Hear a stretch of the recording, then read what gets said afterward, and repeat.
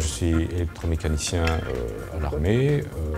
Mon métier consiste en l'entretien de tout ce qui est chauffage, aussi ce qui est ligne du froid, ainsi que tout ce qui est électricité sur véhicule et l'entretien, la maintenance de tous les groupes électrogènes. La formation d'assistant ElecMec ou électricien mécanicien commence par une formation de base de mécanicien dispensée à tourner pendant 3 mois. À cela s'ajoutent plusieurs cours qui durent généralement 1 à 2 semaines.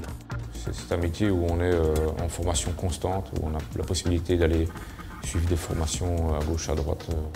Le travail qu'on fournit est fortement apprécié par les unités. S'il n'a pas un minimum de confort quand il revient à sa zone de stationnement, ça ne va pas aller pour lui sur le terrain.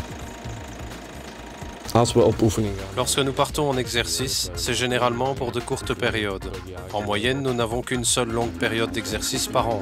En exercice, notre tâche consiste surtout à résoudre les pannes des groupes électrogènes et de chauffage. Il faut être surtout débrouillard. Il faut pouvoir se débrouiller parfois avec les moyens. Alors oui, le métier d'électromécanicien sur le terrain, c'est 24 heures sur 24. On n'a pas le choix, on doit être rappelable à n'importe quel moment, dans n'importe quelle circonstance.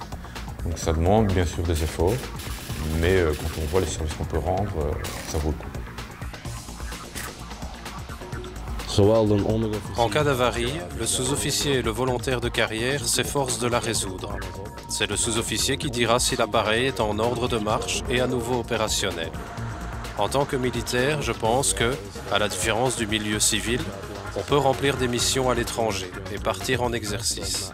Et même en Belgique, on noue des contacts avec des militaires d'autres nations. C'est un groupe relativement vaste, on rencontre toujours d'autres collègues et cela suscite un sentiment d'appartenance, de cohésion.